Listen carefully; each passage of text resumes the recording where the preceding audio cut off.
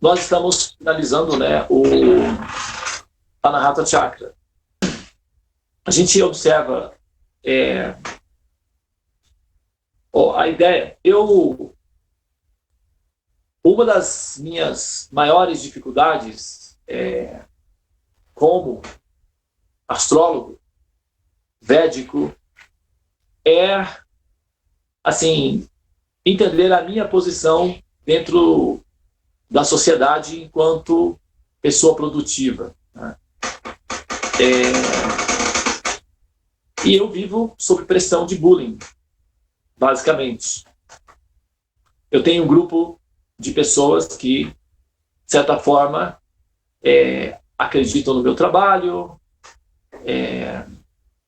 tem assim uma certa relação de correspondência, de pesquisa em relação ao trabalho que eu faço como representante dos Vedas, mas a verdade é que existe um bullying, né, assim, muito grande em torno de mim, em torno da minha categoria, e eu não estou dizendo que não haja uma certa razão de ser.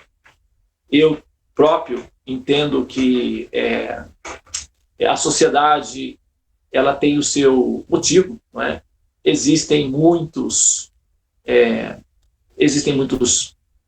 assim, charlatões mesmo, né? Pessoas gratuitas, porque como esse conhecimento ele é praticamente um exercício da metafísica, e a metafísica transcende as formalidades das leis institucionais, então é um campo onde não há...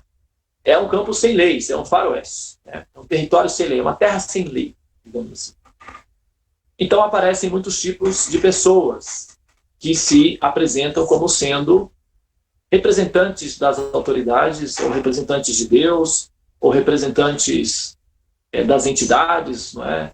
E se apresentam dessa forma, e o comportamento delas é um comportamento incongruente com uma pessoa que tem insanidade mental, pode-se dizer assim. Eu próprio vivi, né, eu era garoto, quando eu tinha, em frente da minha casa tinha uma senhora que era cartomante, ela fumava absurdamente, né? E assim, ela era simpática até, mas assim, as pessoas vinham de longe, né, para consultar com ela e tudo. Mas eu via claramente que ela estava fazendo uma coisa do qual ela não entendia exatamente, né? Assim, ela conhecia as técnicas, mas dava para perceber claramente que ela não tinha uma situação psicológica assim, favorável para lidar com problemas de outras pessoas, até porque ela própria parecia ser uma pessoa que né, assim, uma pessoa que a quantidade de cigarros que ela fumava demonstrava claramente que ela não estava bem, né? Um cigarro já é o suficiente para demonstrar que a pessoa não está bem. Imagina uma quantidade grande, né? Então, é muito comum pessoas que entram nessa área que são pessoas que nós não gostaríamos de conviver com ela como membro da família, por exemplo. Nós não gostaríamos de ter essas pessoas como membros, como filhos, por exemplo, como esposo, como esposa. É muito comum, porque são pessoas com alto índice de instabilidade psicológica. É muito comum nessa área. Então, é uma área em que assim, as pessoas não são muito bem vistas, não. Entendeu? Ou elas são, assim, entre aspas, veneradas, né? Ou elas são realmente interpretadas como sendo charlatões, vigaristas, espetalhões, né? Existem muitos casos. Se você entrar, por exemplo, nos YouTubes, né, nos documentários falando sobre isso, daí aparece de todo tipo de... Né? Então é uma área muito desacreditada e debilitada devido a essa informalidade. Eu sei que eu estou andando num campo minado. O conhecimento védico é um conhecimento muito sério. Eu não tenho vergonha de ser astrólogo. não tenho nenhum constrangimento de aparecer publicamente defendendo o ponto de vista védico, e me sinto muito confortável debatendo filosoficamente com quem quer ser, com qualquer pessoa que seja. Pode ser filósofo, pessoas da sociedade, enfim, eu não tenho nenhum problema em relação a me posicionar para defender o conhecimento védico. E a minha posição não é de defender a astrologia. Então, eu gostaria que vocês soubessem que existe uma diferença entre a astrologia védica e a astrologia comum. Todos vocês que já passaram por mim sabem disso. A minha posição não é de defender a astrologia de modo geral, porque até se eu tivesse que realmente acreditar que uma bola de gás semelhante a Saturno determina como deverá ser a minha vida, se eu tivesse que acreditar nisso, eu, sinceramente falando, não acreditaria em astrologia e acharia que as pessoas que acreditam em astrologia são pessoas meio... Enfim, eu não vou nem citar aqui o adjetivo porque não vale a pena. Mas é muita ingenuidade realmente acreditar que uma bola de gás ou uma rocha flutuante, no meu caso de Plutão, determina como é que um ser vai ser ou vai viver. Isso é uma tolice.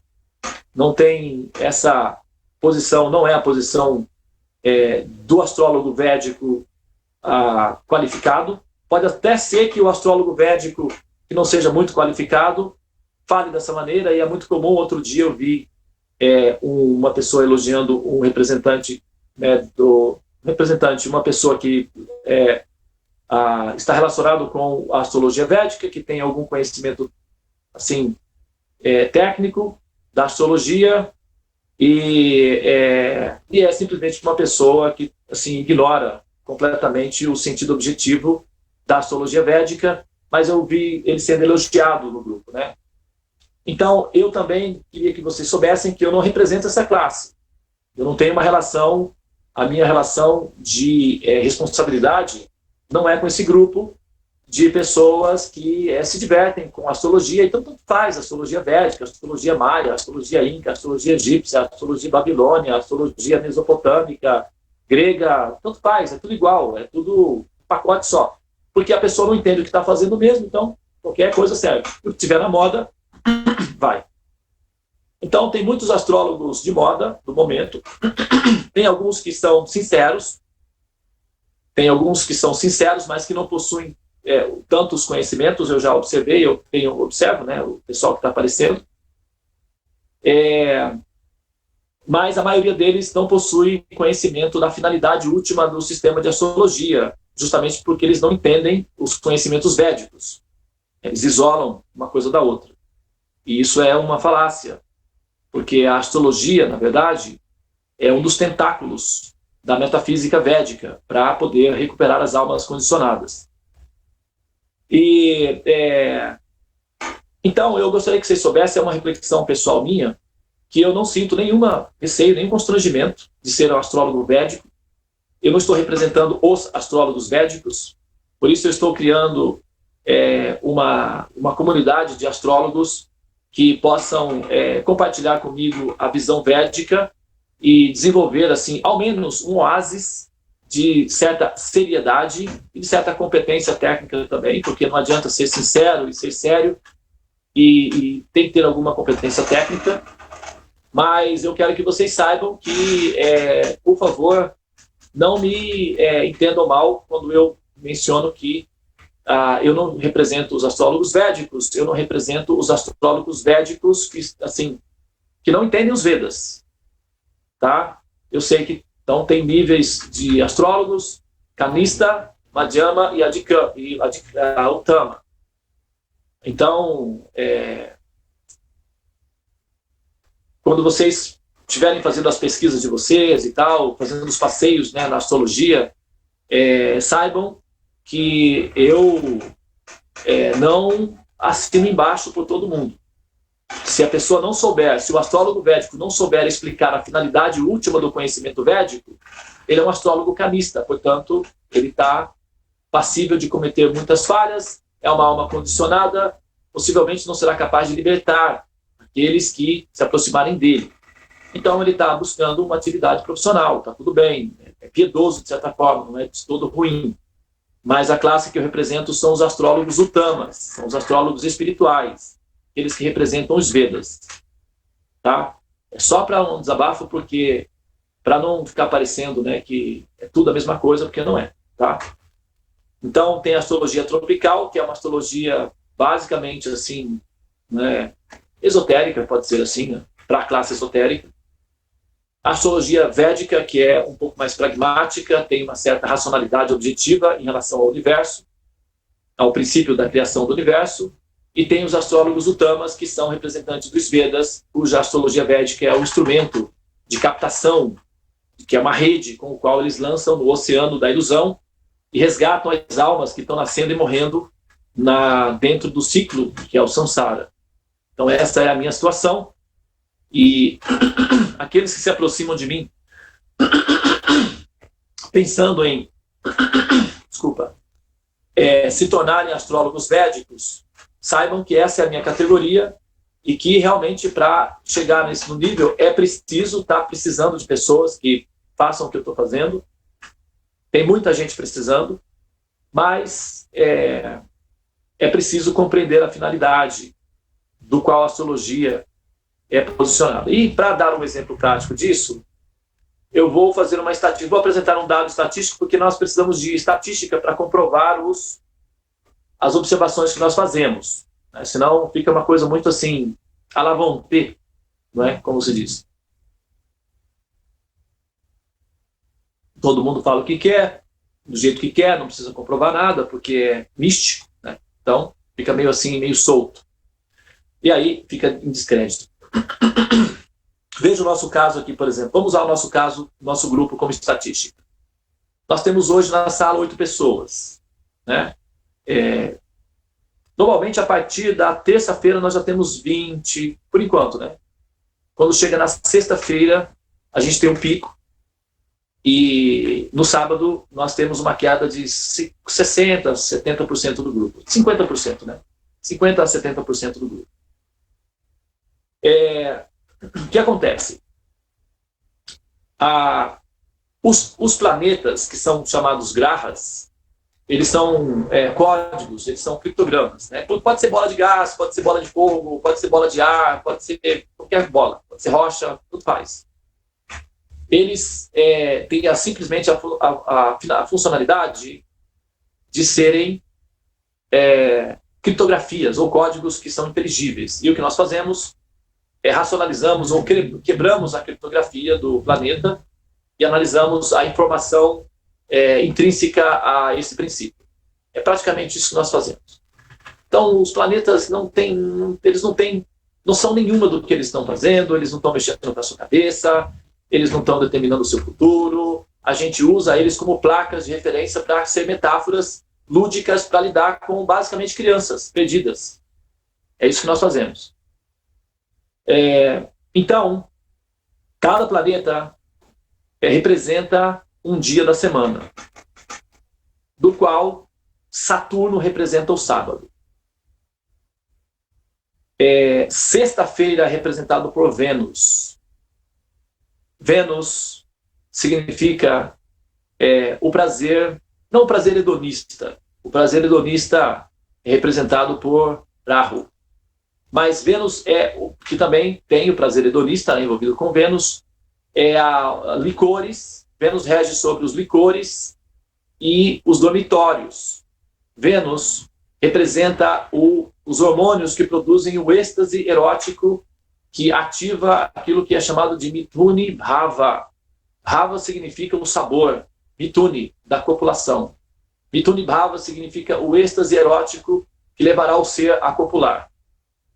Então, Vênus representa o sêmen. A sexta-feira é regida pelo planeta Vênus, e também o pôr do sol. O crepúsculo é regido pelo planeta Vênus. A transição do dia para a noite é regido por Vênus, e quando entra a noite é Saturno. Saturno é um planeta distante, recebe pouca luz do sol, e ele tem anéis. Então ele representa o final da semana, sábado. Saturday, em inglês é Saturday. Day é dia, Saturno. Saturday, o dia de Saturno, sábado. A sexta-feira, as pessoas começam a pensar em termos de licores e cama, ou seja, os desfrutes sensuais, né? Tem até uma música, é sexta-feira, mas não tem nada não, já está chegando o fim de semana e a curtição.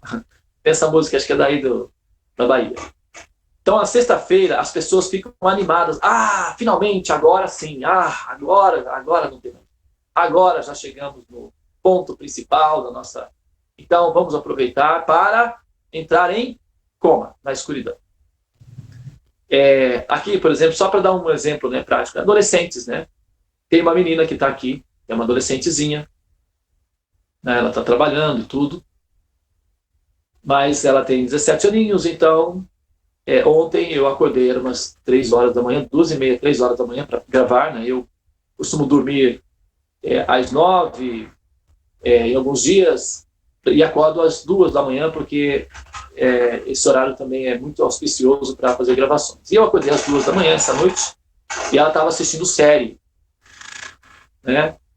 E eu fui ao banheiro e tal, tomei o banho, voltei, e ela estava assistindo a série, e quando era umas 3 horas da manhã ela foi dormir. Esse é um fenômeno coletivo, não é? Hoje é folga dela, vai do trabalho.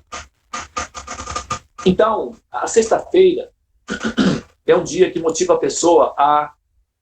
É como o canto da sereia, né? A sereia encanta e ela leva, então, até o precipício e, na mitologia grega, né? A sereia encanta e leva o marinheiro até o precipício e depois o devora. Então, a sexta-feira é um dia encantado, né? As pessoas se encantam e elas se preparam, é quando elas se sentem fortalecidas, é quando elas se sentem rejuvenescidas, quando elas se sentem em êxtase, que é quando está começando a escuridão, produzida por Saturno. E esse condicionamento é um condicionamento que pode ser observado no coletivo, né? Nos finais de semana, os índices de suicídios acontecem nos domingos à noite e nas segundas-feiras. Assim, os índices mais... os números demonstram que acontecem nesses períodos. Que é a ressaca, né? Depois do final de semana vem a depressão, porque eles mergulham profundamente na escuridão, encantados pelo canto da sereia, e depois, quando eles se dão contas, já estão na boca do jacaré. E aí eles, então, percebem que estão num vazio muito profundo e entendem que aquilo é o que há. Então, eles, para resolver um problema, fazem outro pior ainda, né? Como se 2 erros fizessem um acerto.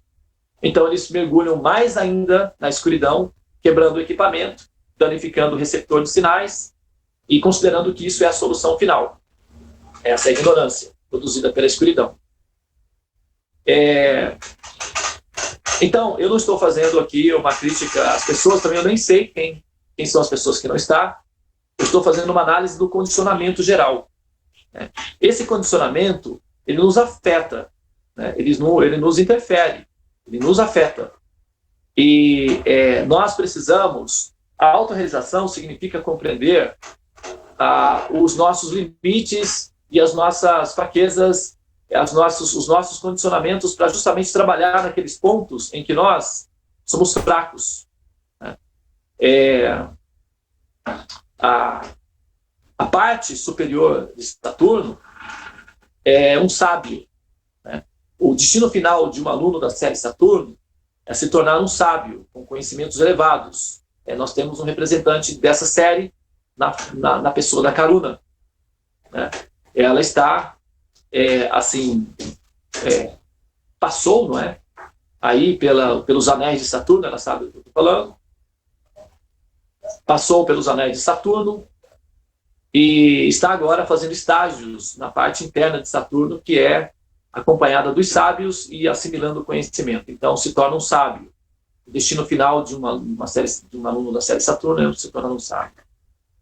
O destino final daqueles que se aprofundam na ignorância é a depressão e a desistência delas, evidentemente. Por isso que o verso O te está de agradar, ele começa dizendo: ó alma condicionada, agora que você já experimentou o suficiente da letargia, da escuridão e dos sofrimentos consequentes desse processo, é possível que você esteja adaptado ou interessado em outros temas. Que tal, Luz? Que tal diversificar a sua forma de pensar? Que tal a experiência da transcendência? Vai que dá um azar e dá certo. Quem sabe isso resolve o seu problema. Né? Mais ou menos isso que está querendo dizer. Então, a saturação, não é? A saturação é o que nos leva a buscar a evolução. Se não fosse a saturação e a frustração que a temporariedade, que a efemeridade, que a dissolução do carbono produz, nós não faríamos esforços significativos para sair do condicionamento que é o ciclo de nascimentos e mortes. Acredite, nós não faríamos. Por isso que Jesus disse que é mais fácil um camelo passar pelo fundo de uma agulha que um rico entrar no reino de Deus. Isso não significa que o rico é desqualificado moralmente, não é isso. Tanto é que Jesus foi ajudado por muitas pessoas ricas. Não é? Ele tinha muitos discípulos ricos, o próprio apóstolo Marcos era um médico. Então, não é exatamente que assim, pessoas ricas são desqualificadas. A questão é que pessoas ricas se acomodam. Elas curtem o êxtase da maravilha e para elas já é praticamente o reino de Deus. As situações favoráveis, né? Porque na réplica, que é o mundo material, existem muitas expressões semelhantes ao reino de Deus. Por exemplo, quem já visitou uma praia paradisíaca, sentado com a conta bancária em ordem, a saúde em ordem, os amigos em ordem, a família em ordem, a paz em ordem, tomando uma aguinha de coco e comendo um queijinho assado na brasa, sabe que isso é quase o paraíso. Sabe? Sabe. Passar a tarde em Itapuã, falar de amor em Itapuã, ouvir, não é? Então, isso é uma experiência fantástica de felicidade. E é uma réplica das experiências de paz que se podem ter em instâncias superiores. Só que como é tudo produzido em carbono, então se dissolve. Então isso dá frustração, é que, poxa, mas aí já não dá. Mas era para ficar para sempre. Não. Mas então tem que procurar uma instância apropriada. Então, assim, é a saturação que nos pressiona para buscar uma história de estabilidade, né? Uma situação de estabilidade. Né?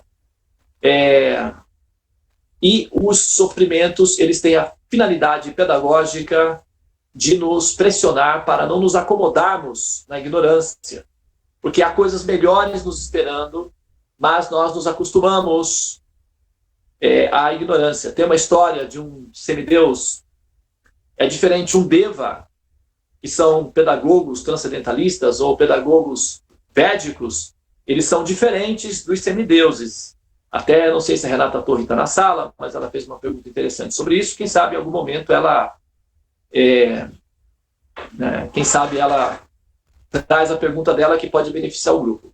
Mas existe uma diferença entre semideus e devas, que são os pedagogos. Esses são os que, normalmente eu me refiro aos devas, eu estou me referindo àqueles que estão ligados à promoção da entidade viva até o estágio em que elas se absorvem completamente na devoção a Vishnu.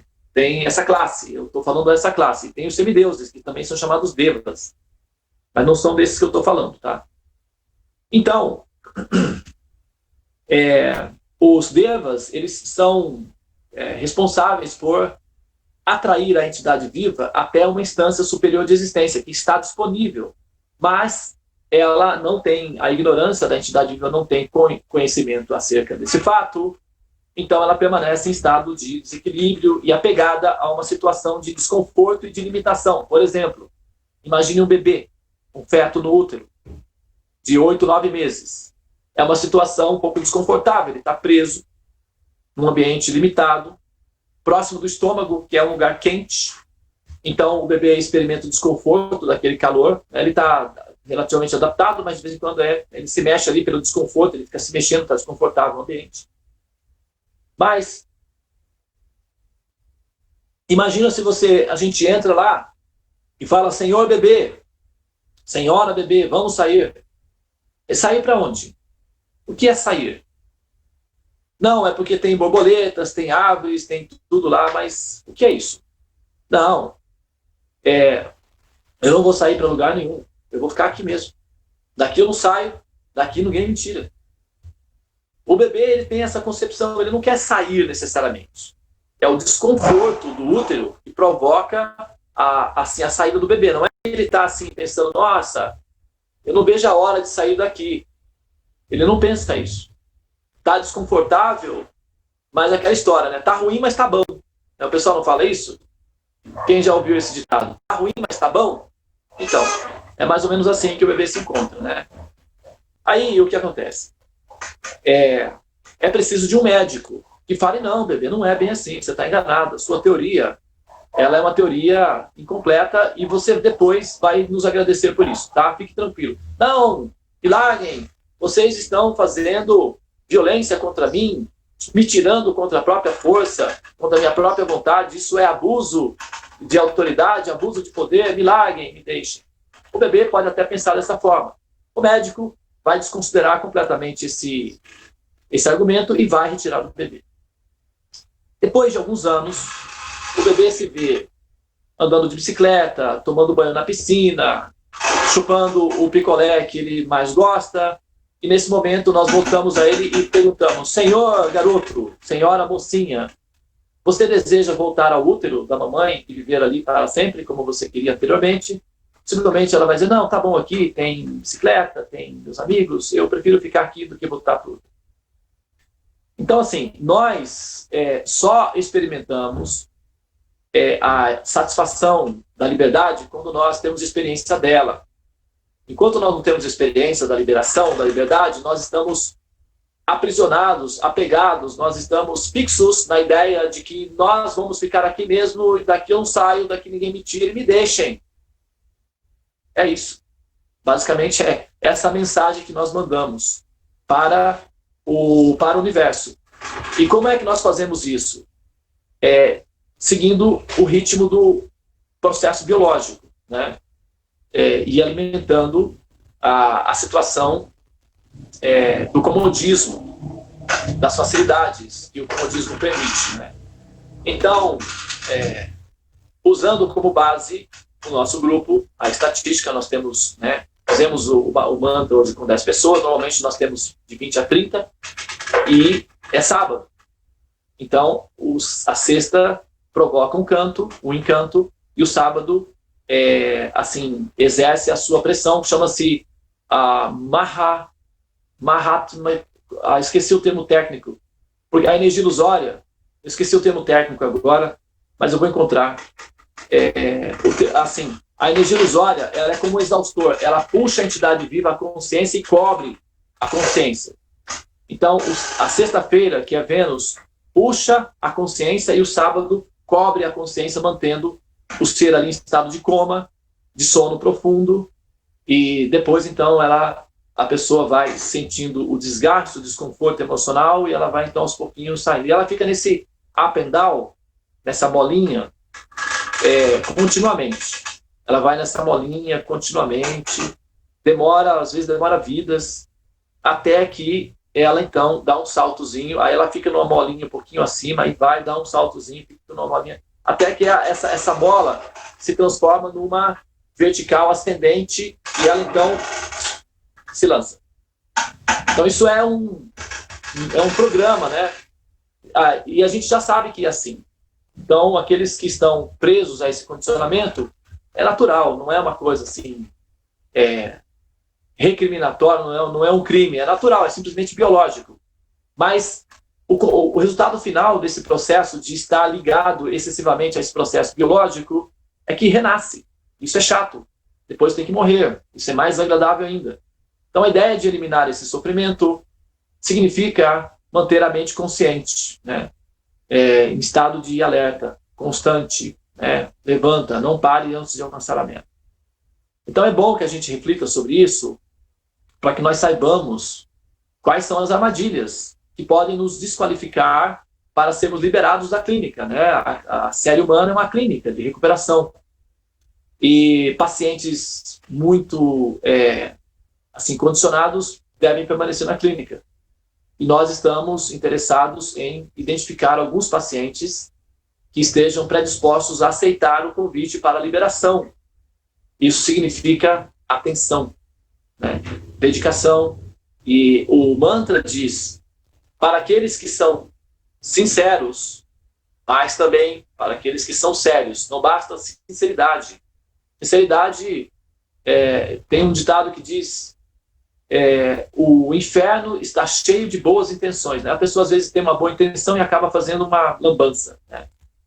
Então, as pessoas sinceras não são muito garantidas. Não tem muita segurança em pessoas sinceras. É um princípio importante, ser sincero. Mas é necessário ser sérios, ok? E tem que ter alguma seriedade. Não pode ser uma coisa muito assim, tipo, incluir na prateleira dos passatempos individuais, dos hobbies individuais. Não pode ser um hobby. Tem que ser superado. Essa fase de hobby é uma fase inicial, que é tolerável para aqueles que são iniciantes. Então é claro que eu vou entender como iniciantes, evidentemente, né? Mas eu preciso informar que essa fase iniciante, que é o mantra, o conhecimento é tratado como um hobby, é só uma fase preliminar, é a fase canista, é a fase básica, é o ABC. Aqueles que querem progredir têm que superar a fase do hobby e assumir um sadhana, que significa seriedade em relação aos conhecimentos. O tipo pragmático dos conhecimentos. Um sábio, um filósofo, é aquele que coloca em prática o conhecimento que tem. Sofistas, que daí vem o termo sofismo, aí se diz assim, isso é um sofismo, ou seja, isso é uma trapaça filosófica. Então, sofistas é que utilizam o conhecimento como objetos de decoração na prateleira. São sofistas. Os pensadores, os filósofos, são pragmáticos. Agora, superiores aos filósofos são os Vaishnavas, que são sábios que conhecem a verdade. Então, são essas pessoas que os devas estão procurando. É bom que vocês saibam, tá? Porque não significa que estar no hall das possibilidades, elas já estão garantidas, né? Os candidatos são selecionados de acordo com a seriedade.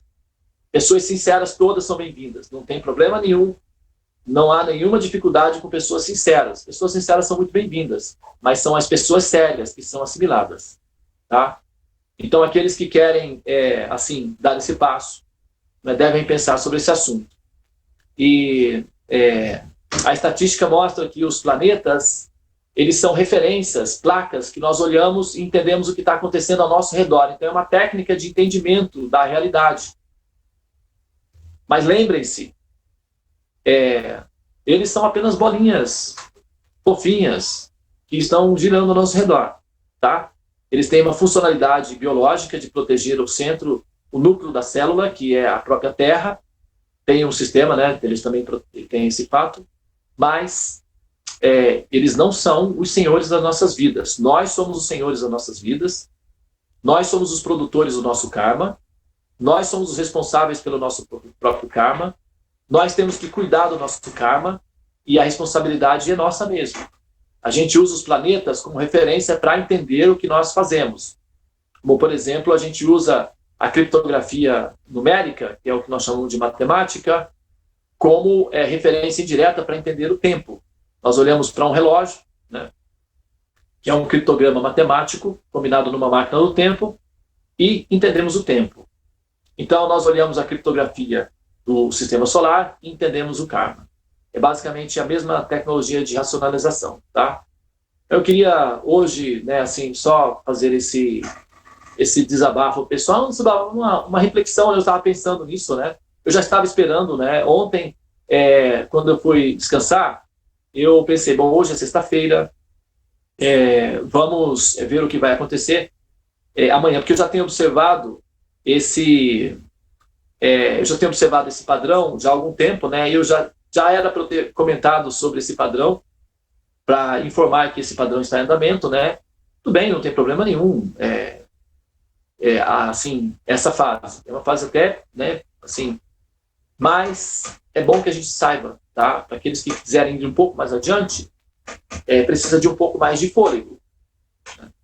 Para chegar até um pouco mais final, porque a reta final é aos 45 minutos do segundo tempo, né? Então, tem que chegar um pouquinho mais, né? Forçar um pouquinho mais, se esforçar um pouquinho mais, para poder assimilar os conhecimentos de maneira mais apropriada, tá bom? Senão, é um bate-papo gostoso, é cultural, né? Mas não passa disso, viu? Fica nesse nível.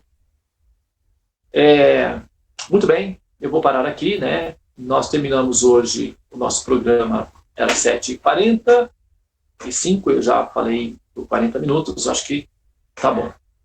Se alguém quiser fazer algum comentário, alguns comentários que foram colocados aqui, deixa eu ver. Deixa eu ler para vocês aqui os comentários, né? Já convivi com vários alunos jovens com esses sintomas. Você já deve ter convivido com milhares, porque é o sintoma dessa geração. É mais comum os adolescentes, os jovens, não é, estarem apáticos e letárgicos. É mais comum isso daí. Nesse período agora, eles estão amadurecendo mais lentamente. Eles começam a amadurecer agora por volta dos 22 anos de idade. Antes, aos 16, já se esperava uma postura. Mas, psicologicamente, a maturidade dos 18 está chegando por volta dos 22 anos. Porque a mídia, né, o sistema de tecnologia, eles exercem uma espécie de anestésico. Então, eles ficam ali. E se deixar, eles ficam aos 30, 40, eles permanecem assim, até pelo resto da vida. Mas, felizmente, tem a pressão dos desejos deles, que precisa ganhar dinheiro, que precisa se casar e tudo mais. Então, eles são pressionados a sair em busca, não é, dos movimentos. Mas aqueles que têm situações favoráveis, por exemplo, como os pais possuem renda, etc., esses ficam numa situação ainda mais de risco, porque as motivações para sair e conquistar aí a sua realização pessoal fica ainda mais, não assim, atrasado, digamos. Então é uma geração que está amadurecendo mais tarde. Isso está dando um efeito colateral nos pais, porque eles esperam, eles anseiam pelos filhos já maduros, né? Só que você observa que atualmente, aos 22 anos, a criança está se comportando como um adolescente de 16, de 15. Isso deixa os pais totalmente desnorteados, sem entender o que está acontecendo, porque isso é anormal, né? Eles olham assim, é anormal isso, um garoto, um homem, né? Eu fui comer uma pipoca outro dia na praça, e tava um Big Brotherzinho ali, né? Eu tô sempre observando, tinha a dona da pipoqueira com a nora dentro tava me atendendo, e a dona perguntou, e o tal fulano? Aí ela olhou assim e fez assim, Daí ela pegou e falou, tudo bem, daqui eu já tenho o sistema, eu vou desligar a internet daqui. Aí desligou, fica vendo, daqui 5 minutos chega. Não deu outro, eu fiquei ali comendo a pipoca esperando. Daqui a pouco chegou o cara, que era o esposo o filho dela, tinha uns 28 ou 30 anos mais ou menos. Chegou para ajudar no negócio da pipoca. Porque ela tinha criado um mecanismo que, pelo celular, um aplicativo que, pelo celular, desliga a internet em casa. E aí ele chegou logo em seguida para poder ajudar o pessoal no processo da pipoca lá. E aí a esposa dele, que era a nora da mulher, né, olhou para ele, e aí, como é que tá lá? Aí ele falou assim, tava bom. E aí começou a trabalhar. Uns 30 anos, mais ou menos. Quer dizer, né, as mães trabalhando e ele em casa jogando o jogo dele. Então, quer dizer, fiz no mapa de uma menina que quer ter filhos, mas o esposo não sai da frente do monitor jogando videogame. Ele tem 26 anos. É um fenômeno aterrorizante que está deixando as pessoas desesperadas. Os filmes de Walking Dead, de zumbis, por exemplo, esses filmes que são assim muito consumidos pelas pessoas, eles, na verdade, refletem esse estado de consciência que é meio parasita, né, que é meio zumbizoide, digamos assim, meio morto-vivo. Então, os filmes refletem o estado de consciência da época, do período, né? E antes dos zumbis vieram os vampiros, os lobisomens, né, que são aqueles que são sanguessugas, que, né, sugam as pessoas. Então, a geração vampiro, logo depois veio a geração zumbi. Eu não sei no que isso vai dar, né? Daqui a pouco nós temos...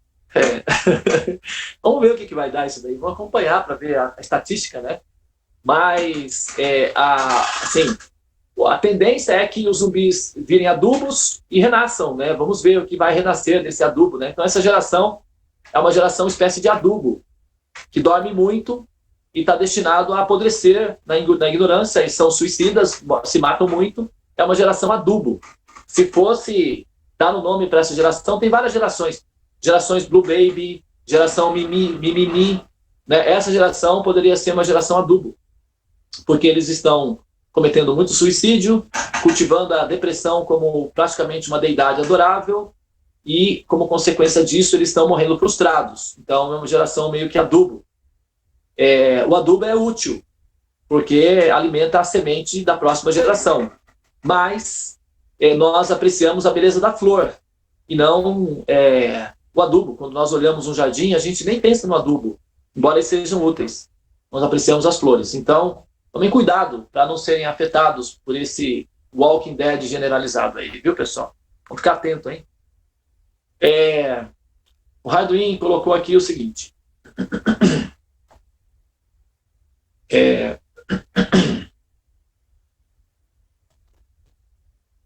Ajudei a montar aqui na minha cidade o SOS Vida, onde fazemos plantões por telefone para ouvir os pré-suicidas. Sexta, 15% de suicídios. Sábado, 20%. Domingo, 35%. Segunda, 20%. Resto da semana, 10%. Tá aí. Tá aí. Vou falar de novo, né? Que é um dado importante. Ajudei a montar, né? Ele ajudou a montar um grupo, né, de assistência a pessoas que cometem suicídio. O Harduin. O Harduin, ele é da minha série, a série Iraho. Nós vamos estudar a nossa série. O Harduin é um voluntário, né? E ao redor dele tem uma grande família. Ele é o formador de uma grande família. Essa é a nossa missão. Então aí se vê que ele está sempre envolvido em usar diferentes tipos de ferramenta para finalizar a tese final da missão da série, que é a série Iraho, formar uma grande família. Ele está trabalhando, né? Está assim levando a cabo o projeto, e certamente com esse resultado a equação vai ser fechada. A equação será finalizada dessa vez. Mas então fazemos plantões por telefone para ouvir os pré-suicidas. Sexta-feira, 15%. Começa aí o pico, né? Vai aumentando. Depois, sábado, 20%. Olha lá. Aí, domingo, 35%. Daí, na segunda-feira, começa a decrescer. Aí vai decrescendo. Então, observem a estatística no nosso grupo. Quando for lá por quarta-feira, por exemplo, a gente tem 20, 30 pessoas na sala. Na quinta, né? Na sexta, o ápice. Depois, decresce. Domingo, decresce. Na segunda, começa reagir novamente. É o ritmo biológico. Então, se está se seguindo um processo biológico. Então, a gente tem que entender como é que funciona a biologia de fundo para poder lidar com essa pressão da onda, da corrente. Né? Evananda, só para te ajudar, que eu gostei desse teu raciocínio, é o seguinte, pela experiência, quando nós montamos isso, porque a cidade foi, estatisticamente, a campeã de suicídios do Brasil, proporcional aos habitantes, tá? Não em números absolutos, mas em porcentagem. Qual cidade? Campo Grande, Mato Grosso do Sul. Inclusive, a decisão do primeira vez que o Papa veio para o Brasil, a decisão de ir para Campo Grande foi a estatística, que era sido campeão de suicídios do Brasil. Mas não em valores absolutos, porque São Paulo se suicida muito mais, né? A porcentagem. Então, só para dizer o seguinte, a gente já sabia que a pessoa ia se suicidar no domingo. Porque a telefonema ele começava a ligar na segunda, ligar uma vez, duas vezes, três vezes, aí ligava na terça, ligava na quarta, ligava na sexta, sábado, aí ou era sexta, ou era sábado, ou era domingo, a gente já sabia. Entendeu? Então a gente ficava trabalhando, convencendo e ajudando, e a gente entrava em desespero, a gente era um grupo assim, sabe? A gente orava, fazia tudo. Então é o seguinte, mas é um procedimento. Ele dá as dicas, ele avisa. Ele avisa, subliminarmente. Entendeu? Então ele começa a ligar. Então a gente já sabe que quando começa a ligar, entendeu? É a síndrome. Então é bem interessante isso. Mas que a concentração sempre é o maior dia de suicídio no domingo. É incrível. E em termos de idade, realmente os adolescentes disparado. Entendeu? O número de adolescentes e grande maioria universitários. Entendeu? Então, assim, quanto mais a pessoa avança, vamos supor, sabe aquele adolescente que passa com 15 anos na faculdade, com 16 anos na faculdade? Né? São pessoas assim, sabe? E são pessoas normalmente que têm estudo. As pessoas com mais ignorância menos o suicídio. É mais raro o suicídio das pessoas ignorantes. Parece-me assim que elas perdem o sentido, entendeu? Mas só para te contribuir, porque você entrou nesse tema, eu tenho esses dados na cabeça. Não, foi ótimo. Não, você, assim, foi assim, providencial, entendeu? Foi muito, muito obrigado pela sua interferência aí, porque nós estamos fazendo um trabalho, né, que é um trabalho sério, de entender o que está acontecendo ao nosso redor e o que está acontecendo conosco mesmo. Né? Eu quero, assim, trabalhar com vocês um vídeo que a Dani mandou para mim algum tempo atrás, de uma menina que faz uma crítica a pessoas como nós que se reúnem para falar sobre esses assuntos, enfim. E eu quero, assim, poder destrinchar esse vídeo aí com vocês aí em algum momento. Eu acho que eu já vou disponibilizar o vídeo aí, tá? Para a gente poder já, todo mundo assistir ao vídeo e poder discutir, né, o tema aí. Mas, veja bem, olha só. Acho que o Bhakta Gandiva, a Karuna, que está acostumada já a esses procedimentos, mas as pessoas que chegam aqui, uma das coisas que me dá um pouco de trabalho é convencê-las o hábito de andar descalço.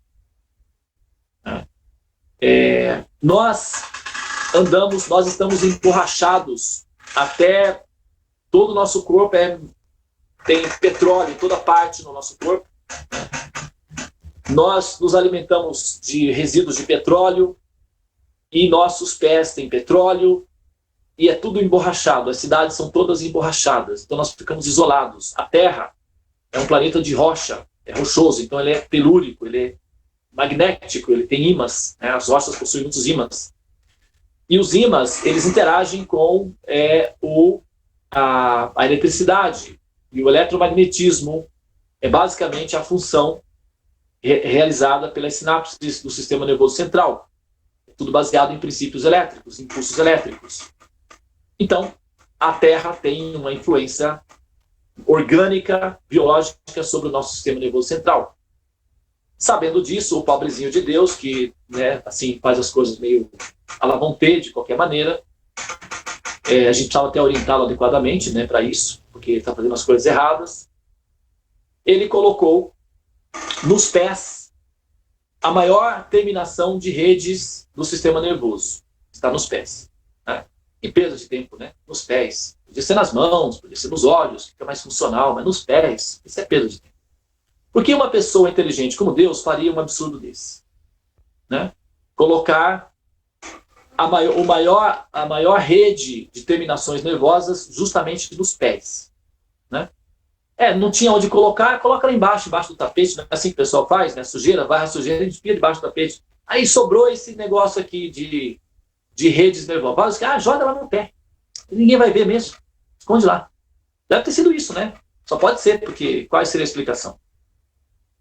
Interessante que, olha só, vocês sabiam que, como você falou, né, você mencionou assim, pessoas ignorantes ou pessoas que têm menos conhecimento se suicidam menos, né? E na roça, por exemplo, o índice de suicídio na roça é muito baixo, né? E as pessoas na roça costumam andar descalço, né? Na época, no passado, todo mundo andava descalço, né?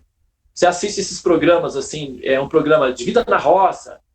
Então, o pessoal que faz esse programa, uma das perguntas que eles fazem é: você usou sapato a primeira vez, você tinha quantos anos? Ah, eu já tinha 18, eu usei sapato quando eu fui para o meu casamento. Mas como é que é a vida? A vida era boa. Mas como é que está agora? Agora está melhor. Mas era boa.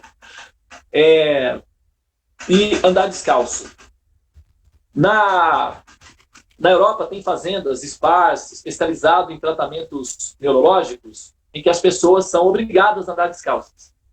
Tem os caminhozinhos feitos de pedra específica para a pessoa caminhar naquilo ali como sendo fisioterapia para o sistema nervoso central. Por quê?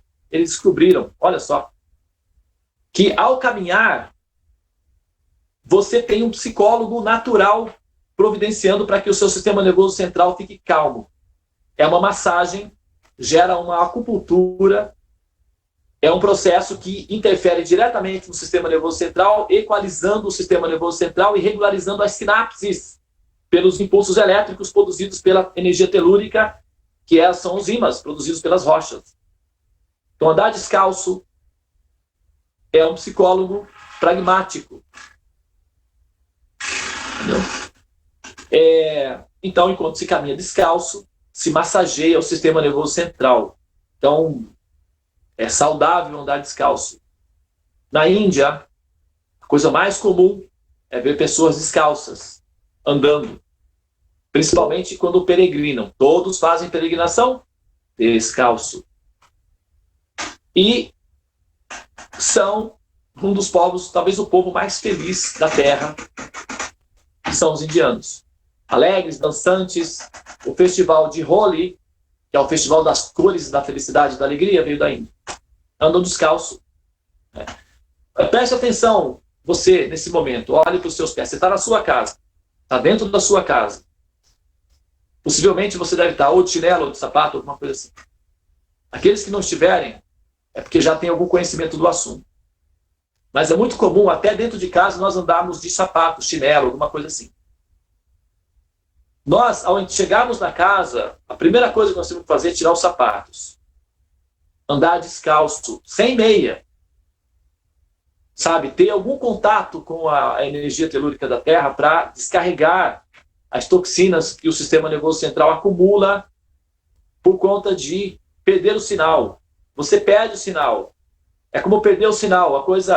A Mariane está tentando entrar na sala dos mantras para acompanhar, mas ela, com a internet de telefone, ela perde o sinal, ela fica na ansiedade. Poxa, perdi o sinal de novo. Não consegui. Então, esse emborrachamento que nós vivemos faz com que nós percamos o sinal com a mãe, terra. E quando você não tem o contato com a mãe, dá depressão, dá tristeza, dá um vazio, dá um distanciamento, né? O contato com a mãe é o que produz oxitocina, é o que produz calma, tranquilidade, paz, felicidade. Agora, o isolamento, a sensação de desafeto maternal faz com que a pessoa sinta depressão. Nós temos uma sociedade deprimida, uma sociedade emborrachada e deprimida. É uma bolha que corta o sinal, então não tem sinal. O sistema neurológico fica totalmente desorientado, trava, e a pessoa pensa, vamos logo resolver esse negócio de uma vez, vamos acabar com tudo isso. E aí dá no que dá. Entendeu?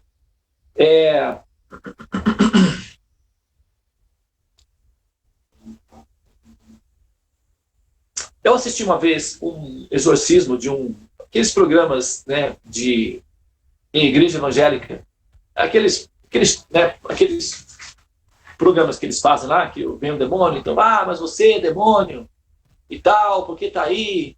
Não, é porque eu tô aqui, porque eu tô gostando de ficar aqui. Não, mas tem que sair. Não, mas não vou sair. Aquela história, né? Aquela coisa lá. Aí o pastor veio, mas vem cá. Você não quer sair por quê? Diga aí. Aí o demônio lá fala, mas tô aqui porque a mãe dela não quis, eu peguei ela pra mim.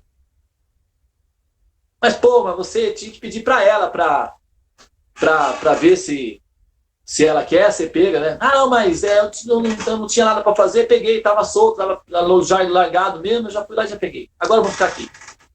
Não, mas sai, não vou sair. Aí viu aquela história lá, então não vou entrar nos detalhes, né? Mas no final parece que o demônio resolveu sair e ficou tudo bem. Mas é bem engraçado o método de conversação, né, que eles têm. Mas eu achei interessante essa fala, né? Isso me chamou a atenção. Que lá, teoricamente, o demoninho lá falou, mas é porque eu peguei porque a mãe dela não quis. A mãe largou, eu peguei para mim. Então, assim, afora toda aquela coisa lúdica ali, essa fala me chamou muito a atenção, porque é assim que se dá. O abandono da mãe faz com que o ser fique vulnerável. Faz com que o ser... A vaca, por exemplo, quando rejeita o bezerro, ele morre. Se ele não for amamentado, ele morre. Então, a nossa geração é uma geração que nós, mamães, preocupadas com a saúde dos nossos filhinhos, metemos borracha nos pés deles até. E o que nós fazemos? Estamos matando os nossos filhos. Sem saber. Então, é bom criar esse hábito de andar descalço em casa, para que o sistema neurológico seja massageado e essa acupuntura natural seja feito, né? Então vai saber, vamos supor que não seja esse o sentido inteligente de Deus ter colocado o sistema nervoso complexo nos pés, né? Porque vai que o ser humano é um pouco assim ansioso e precisa de ajuda, né, constante. Então, ao invés de ele ficar lá dando terapia, ele já coloca um sistema que funciona automaticamente, é muito mais inteligente do que ele mesmo ficar lá massageando a pessoa, né? Então pode ser que tenha sido inteligente esse método. Faz sentido, né? Prefiro pensar isso do que achar que ele não tinha o que fazer e jogar lá. Tipo, varre para debaixo do tapete, joga, esconde aí em algum lugar aí, coloca lá no pé. Não é bem assim. É inteligente o processo. Faz sentido isso? Ou é um devaneio?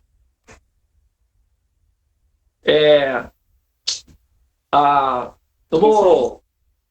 Não é? Eu vou ler aqui o outro comentário, né?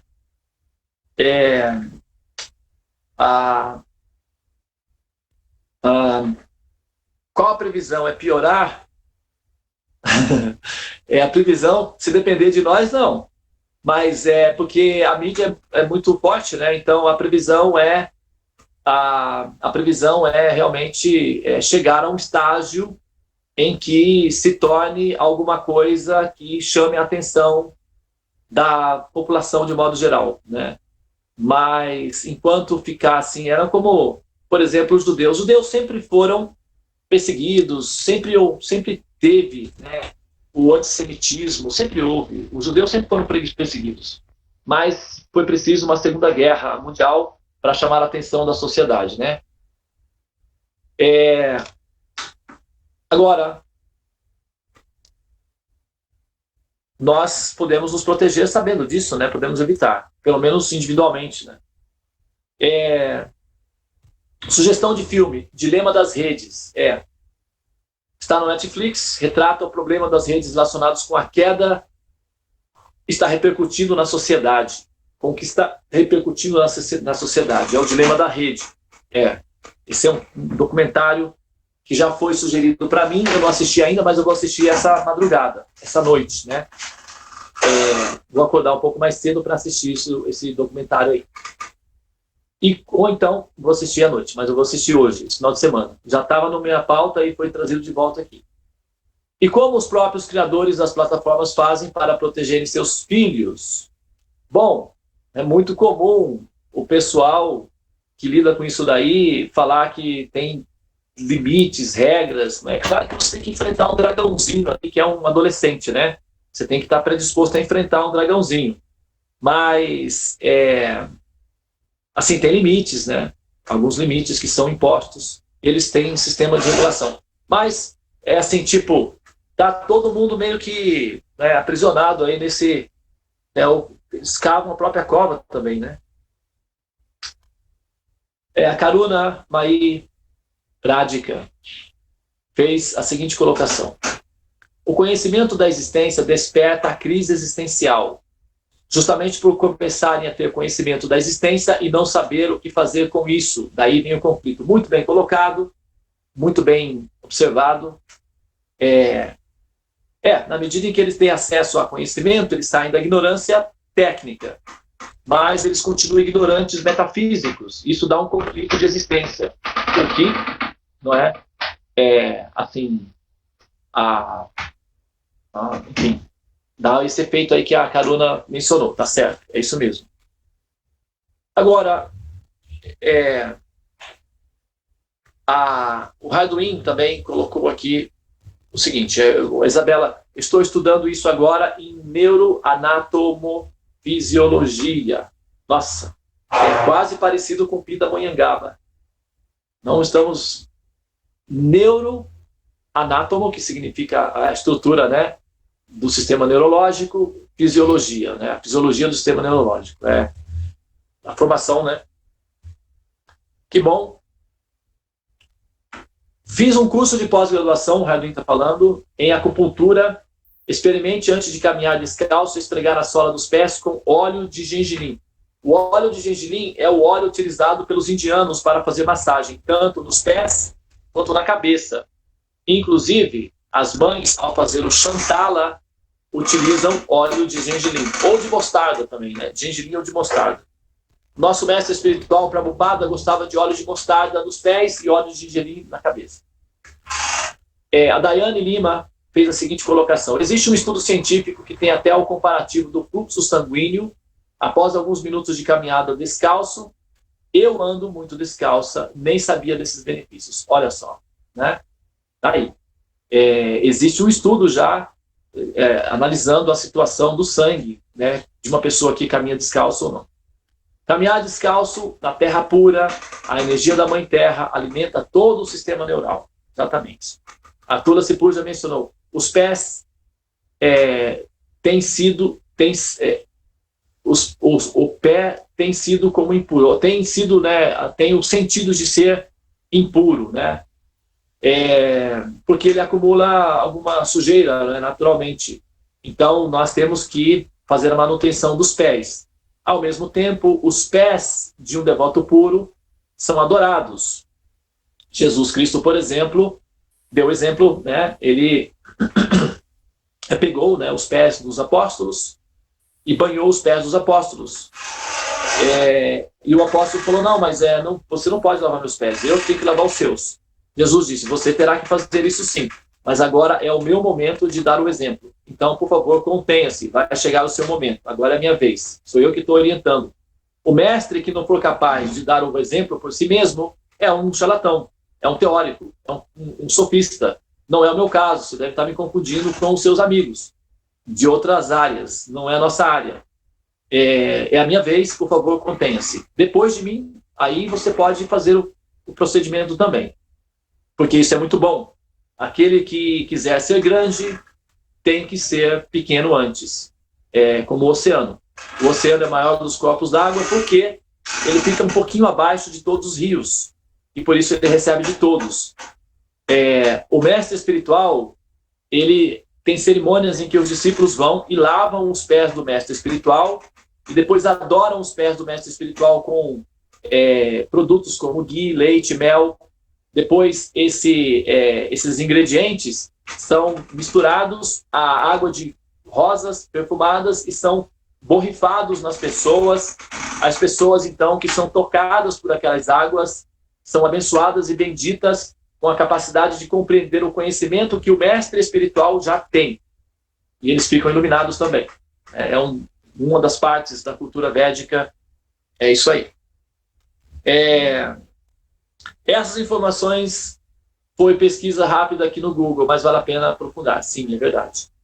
Na China, as mulheres tinham os pés deformados e eram vistos como as partes sexuais. E aí já é a loucura, né, do humana.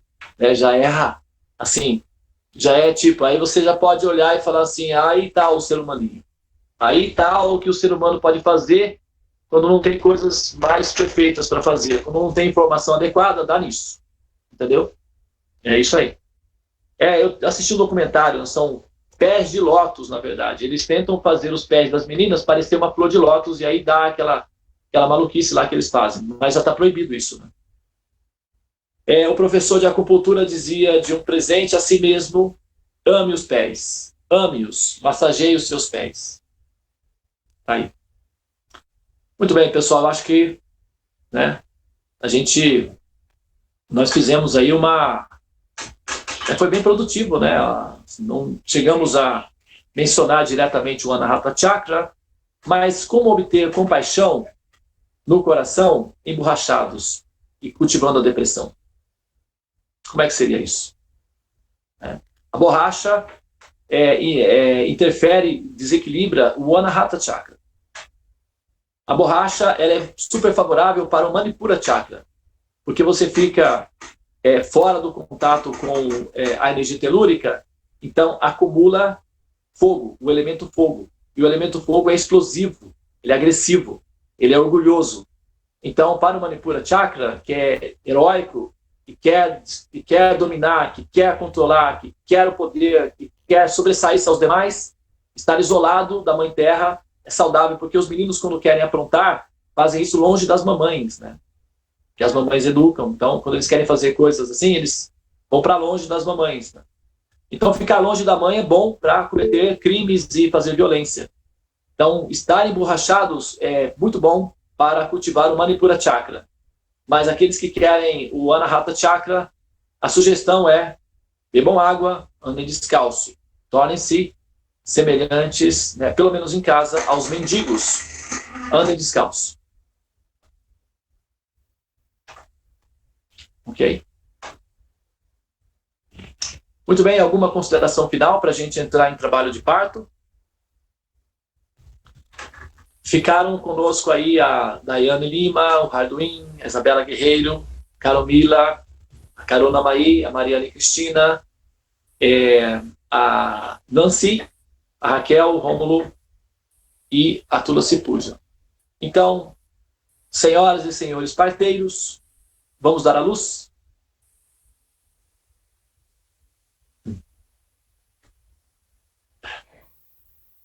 Tá mudo, dona Dilma.